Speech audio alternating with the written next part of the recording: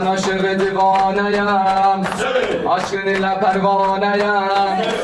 Sensin bizim şiarimiz, canımız cananımız. Hüseyin, Hüseyin, Hüseyin.